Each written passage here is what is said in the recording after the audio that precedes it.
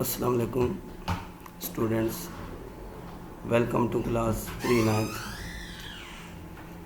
بسم اللہ الرحمن الرحیم۔ رب اشرح لی صدری ویسر لی امری واحلل عقدۃ من لسانی یفقہوا قولی۔ رب زدنی علما رب زدنی علما رب زدنا علما سبحانک لا علم لنا الا ما علمتنا انک انت العلیم الحکیم۔ اسٹوڈنٹس، آپ کے سلیبس میں سورہ انفال مکمل، اسی طرح 10 احادیث اور 4 اسباق ہیں۔ تو سورہ انفال کے رکوع نمبر 1 سے ہم آغاز کرتے ہیں۔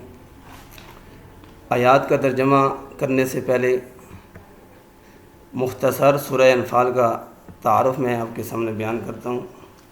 سورہ انفال مدنی سورت ہے، اس کے 10 رکوع اور 75 آیات ہیں۔ یہ غزوہ بدر کے بعد 2 ہجری میں مدینہ منورہ میں نازل ہوئی۔ اس میں سورہ انفال میں اللہ تعالیٰ نے مال غنیمت کے احکامات کو بیان کیا۔ مال غنیمت کسے کہتے ہیں؟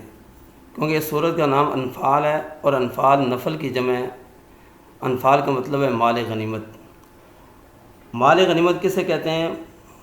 وہ مال و اسباب جنگ کے دوران یا جنگ کے خاتمے پر جو مسلمانوں کے ہاتھ لگتا ہے، کفار کا مال، اس کو مال غنیمت کہتے ہیں۔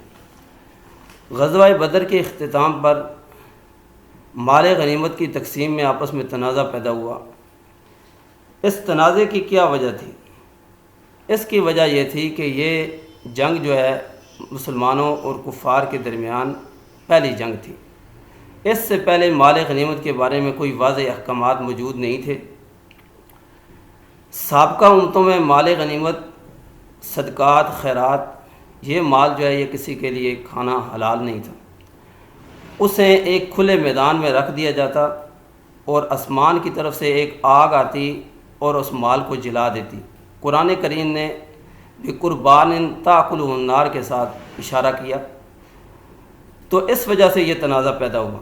دوسری وجہ یہ تھی کہ دور جاہلیت میں جو جنگیں ہوتیں، کیونکہ وہ لوٹ مار کے لیے ہوتیں، تو جو مال جس کے ہاتھ لگتا وہ اپنی ملکیت سمجھتا۔ تو غزوہ بدر کے بعد بھی تنازع اسی وجہ سے ہوا۔ لیکن مال غنیمت جو ہے وہ اس امت کے لیے اللہ تعالیٰ نے ان کے لیے حلال کرنا، یہ اس امت کی خصوصیات میں شامل ہے۔ آپ صلی اللہ علیہ وسلم نے ارشاد فرمایا فضلت علی الانبیاء بست، کہ اللہ تعالیٰ نے تمام انبیاء پر مجھے 6 باتوں میں فضیلت بخشی۔ اوتیت جوامع الکلم، کہ اللہ تعالیٰ نے مجھے جامع کلمات عطا کیے، یعنی الفاظ مختصر ہوتے ہیں، مفہوم بہت زیادہ ہوتا ہے۔ دوسری بات آپ صلی اللہ علیہ وسلم نے ارشاد فرمائی ونصرت بالرعب، رعب و ہیبت کے ذریعے اللہ تعالیٰ نے میری مدد کی۔ وأحلت لی الغنائم، میرے لیے مال غنیمت کو اللہ تعالیٰ نے حلال کیا۔ جعلت لی الارض مسجدا وطہورا، اللہ تعالیٰ نے میرے لیے ساری زمین کو سجدہ گاہ بنا دیا اور پاک بنا دیا۔ ارسلت الی الخلق کافہ، اللہ تعالیٰ نے مجھے ساری مخلوق کے لیے مبعوث کیا، یعنی میں ساری کائنات کے لیے نبی بنا کے بھیجا گیا ہوں۔ وختم بی النبیون، میری ذات پر اللہ تعالیٰ نے سلسلہ نبوت جو حضرت آدم سے چلا آ رہا تھا، میری ذات پہ اس کو ختم کیا۔ تو اس میں آپ صلی اللہ علیہ وسلم نے ایک بات ارشاد فرمائی وأحلت لی الغنائم، کہ مال غنیمت کو میرے لیے اللہ تعالیٰ نے حلال کیا۔ تو مال غنیمت کا حلال ہونا یہ اس امت کا خاصہ ہے۔ تو کوئی واضح احکامات موجود نہیں تھے، اس لیے اس پہ تنازع ہوا۔ اب آیات کو دیکھتے ہیں۔ بسم اللہ الرحمن الرحیم۔ یسألونک عن الانفال، اے محمد صلی اللہ علیہ وسلم، یہ مجاہد لوگ مال غنیمت کے بارے میں آپ سے سوال کرتے ہیں کہ اس کا کیا حکم ہے، تقسیم کا کیا طریقہ ہے۔ قل کہہ دیجئے الانفال للہ والرسول، مال غنیمت اللہ اور اس کے رسول کے۔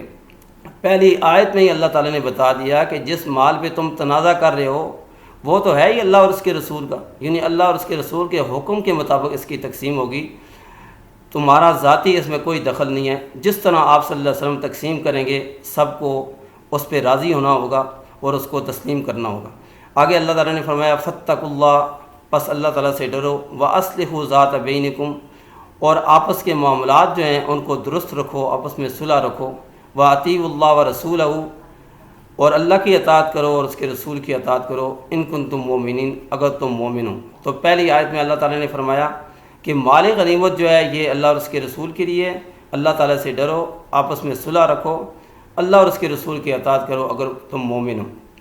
دوسری آیت میں اللہ تعالیٰ نے ارشاد فرمایا انما المومنون، بے شک مومن وہ ہیں الذین اذا ذکر اللہ وجلت قلوبہم، جب مومنوں کے سامنے اللہ کا ذکر کیا جاتا ہے تو اللہ کی عظمت اور بڑائی کی وجہ سے ان کے دل ڈر جاتے ہیں۔ وَإِذَا تُلِيَتْ عَلَيْهِمْ آيَاتُهُ زَادَتْهُمْ ایمانا، مومنوں کی دوسری صفت یہ ہے کہ جب ان کے سامنے اللہ تعالیٰ کی یعنی اس کی آیات تلاوت کی جاتی ہیں تو ان کے ایمان میں اضافہ ہو جاتا ہے۔ وَعَلَىٰ رَبِّهِمْ يَتَوَكَّلُونَ، وہ اپنے رب پہ بھروسہ کرتے ہیں۔ مومن ہر حال میں اپنے رب پہ بھروسہ کرتا ہے، وہ کبھی مایوس نہیں ہوتا۔ اگلی آیت میں اللہ تعالیٰ نے ارشاد فرمایا الذین یقیمون الصلاۃ، وہ لوگ جو نماز قائم کرتے ہیں۔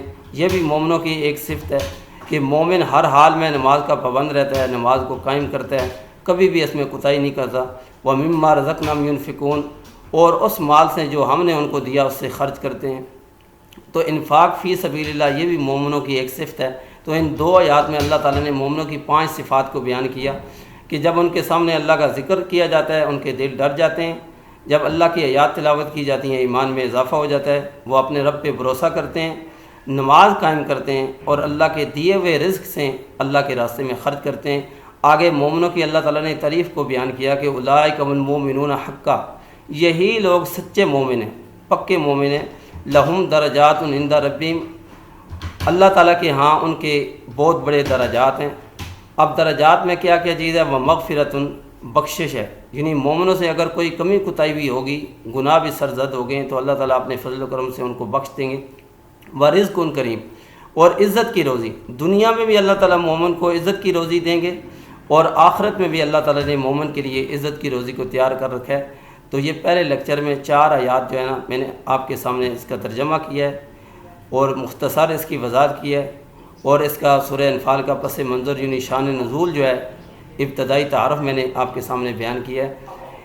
ان آیات کے مشکل الفاظ کو آپ نے یاد کرنا ہے۔ اگلے لیکچر میں باقی جو اس رکوع کی آیات ہیں وہ پڑھیں گے۔ اللہ تعالی ہم سب کا حامی و ناصر ہو۔ اگر ان آیات کے بارے میں کوئی کویسچن آپ کا ہو تو اپنے گروپ سے رابطہ کریں۔ فاللہ خیر حافظہ و ارحم الراحمین۔ السلام علیکم ورحمۃ اللہ وبرکاتہ۔